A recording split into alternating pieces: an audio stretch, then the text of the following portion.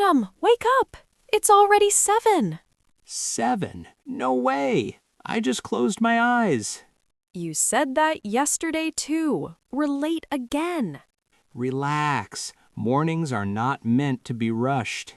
Easy for you to say. If you had woken up earlier, we wouldn't be late.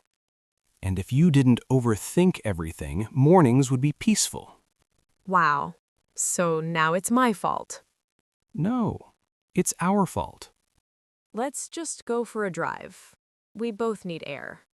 A long drive sounds perfect. Remember when we used to talk for hours without arguing? We still do, we just forgot how to listen. Today, I'm listening. That's all I wanted. This place feels calm, like time slows down.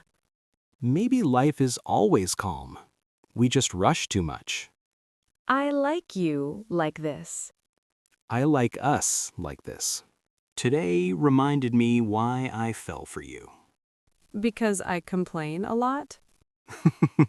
Because you care deeply. And you keep me grounded. Do you think days like this can fix things? No, but they remind us why things are worth fixing. That's enough for me.